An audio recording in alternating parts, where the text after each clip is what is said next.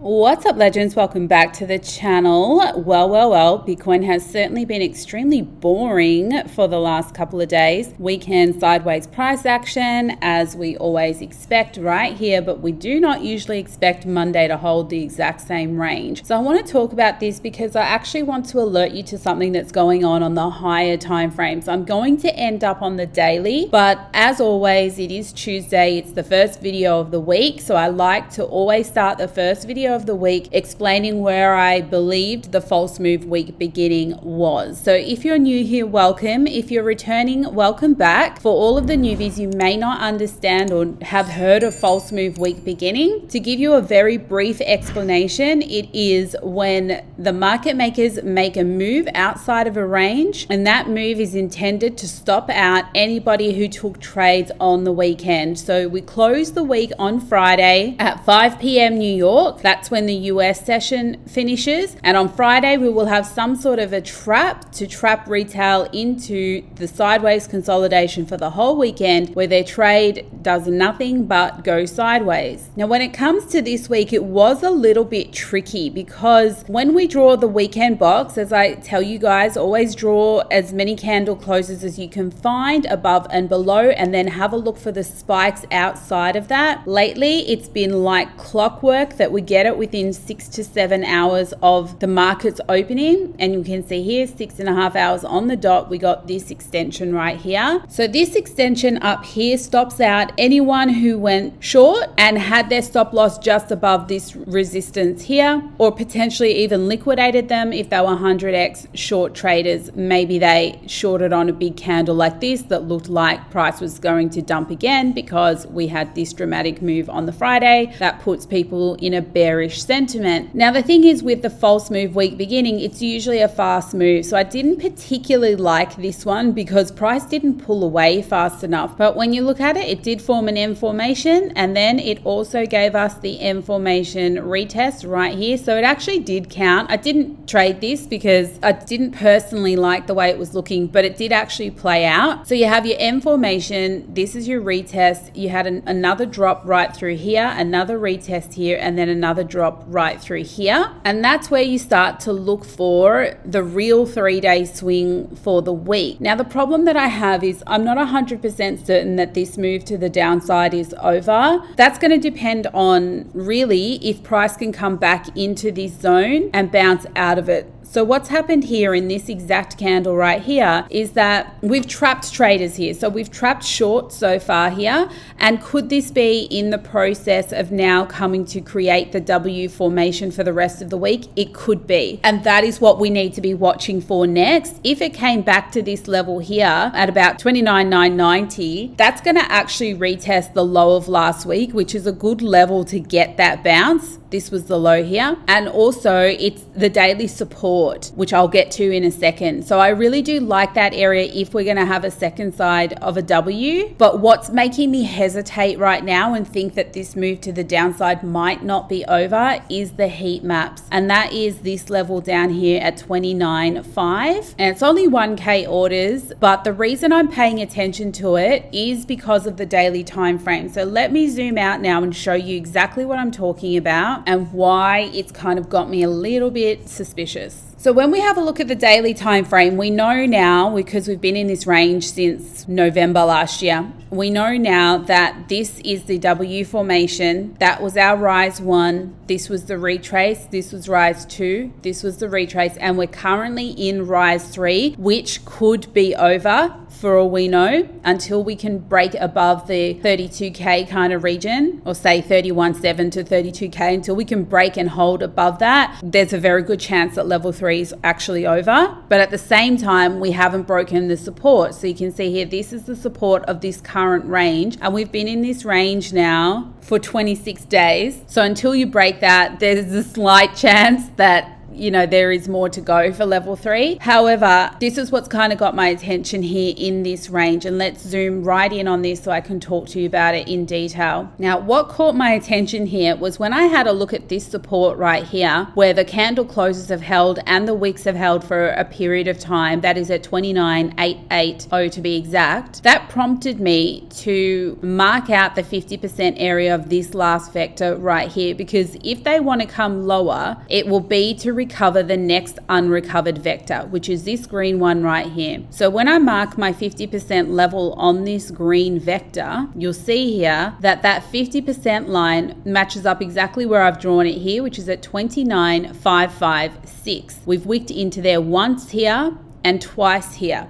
However, we have stayed above it the entire time. Even with wicks below, we close back above. So that's actually a good sign to see that price is not closing below the 50% area of the most recent unrecovered vector. Does that mean they won't come for it? No, but it's a good sign so far. This also happens to line up around about the 29,500 heat map orders. So there's just something that tells me if I was a market maker, I would want to spike down into that level, because there's one liquidation level they've already taken out yesterday at 29,885, but there's a big one here that's at 29,400. So if price did spike down into that, it's still going to be above the 50 EMA, and I'm really kind of favoring that. In addition to that, what kind of caught my attention was looking for the previous fast moves. Like, why is it wicking into this zone so much but not able to actually close within the zone yet? And so I want to look for other unrecovered areas, and that brings me to this red vector here. Now, when I match that up to the candle closes after that red candle, so I'm looking at these wicks here, and then to the candle closes of this, I've got this whole region here where price wicked into to the upside, wicked into to the downside. That makes this like a very high area of interest, both for shorts and longs to take positions. So why? Like, what is happening in that area? Now, when I pull out the volume range profile and we draw that over the current market structure from the top to the bottom, now we can see here how there's a massive imbalance in that zone. See that? So we've got this big high volume spike out here. The point of control we're currently under, the point of control is about 30,285, and then we've got some volume spikes down here and then a few imbalances and more down here. But see, this is why we keep spiking into this zone, and I really do feel like it makes sense to come to recover that. The question is going to be, if price does come back into this zone eventually with full-bodied candles, is that all they want? So for me, I'm very hesitant to open any new longs right now. Just based on this, it makes sense if the long orders are at 29.5 and the 50% line of this vector is around the same sort of area, and both of those are just below this area of imbalance, it makes sense to me that they would come for that, not to mention the 29.4 liquidation level and the 50 EMA. And also, finally, what that would do, it would break the range, it would break the support. And if after that, if the market maker is wanting to just trap people, once it breaks this support, people will pile on shorts, because that's what they've been waiting for in this whole range. I always say that the board meeting, and if you're new here, a board meeting is a period of consolidation. It's a made up word. We call it the board meeting because it's boring, but also the board meeting is technically where the market makers are in a board meeting deciding where to move price next. Obviously not now, because the market is 80% run by algorithms, but back in the old days, consolidation was market makers in a board meeting deciding where to move price next. So that's why we call this a board meeting. But a 26-day board meeting is actually boring retail, right? I actually saw some comments in my Discord last night. People say, I just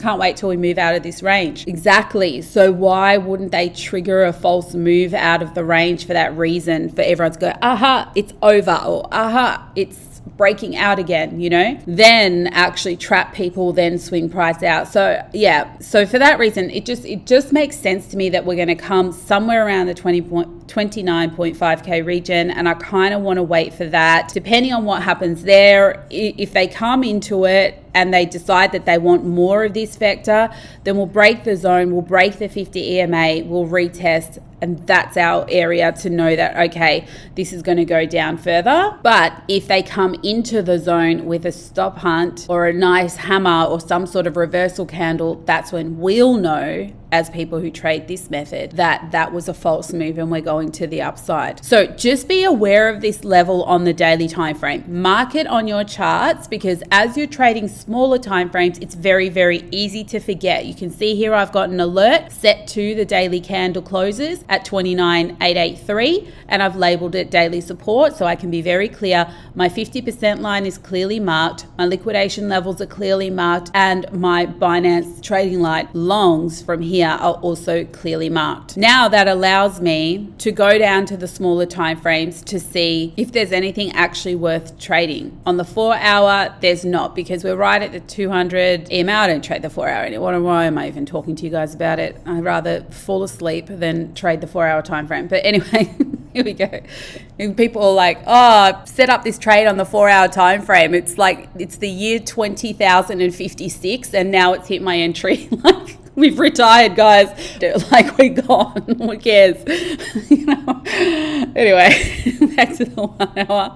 Back to the 1 hour, which even the 1 hour bores me. But anyway. When I look at the 1 hour time frame, we can see our information here. We've had a drop here, board meeting, we've had our another potential move down here, but the 15-minute really is a lot more clearer to me now that I have that 29.5 kind of in mind. This is how I'm seeing it right now. This is the information right here. It didn't perfectly break the 50 EMA with high volume. It did happen basically just on it, but the reason that I'm counting this as the drop level 1 is because this retrace was a perfect retrace, and I'll tell you why. When I mark out the vector candle from the second side of the M, which is this green one right here, let me zoom in, which is this green one right here, we can see that the lower high could not even get back into the range. So that is an M retest to me. And then we dropped away, which would form level 2. Then we go into the weekend. Now the weekend can reset the levels all together, but in this case, it doesn't look like it did. Now we're here. So I'm just not certain that this little move down here is the completion of the level 3 drop. That's the only thing. So, you know, my eyes are open. As I said to you, this is the candle here that price should not return to. It can wick into it, but it should not return to if this move is actually level 3 over with and the W is about to come. If price starts to eat into too much of this candle, then I would say that we are going down to the 29.5, potentially even the 29.4, because that 1K order isn't really big. So just keep an eye on this whole area. It could end up that we end up with a final damage W, which is where the second peak is actually lower than the first peak. So at the end of the day, that's basically what to look for at this point in time. But if price does break below the 29.4, then I wouldn't be looking for longs yet. I would completely reset and just remain in your short positions. If you are looking for somewhere to trade this stuff, be sure to check out OKX. We've got a new deal for you guys. If you use the link in the description of this video, you can get access to a lucky draw. Let me show you how this works. So once you click on the link that is in the description of this video, you will be brought to this page. Just click on that Enroll Now button that you see, and then follow the instructions to set up a new account. Once you've done that, scroll down on this page and you will see the option here to have a spin. You can use just the one spin by clicking on the button on the left, and then that will give you a prize. Or you can click on the 5 spins on the right, and that will spin 5 times to give you a reward as well. And the more you trade,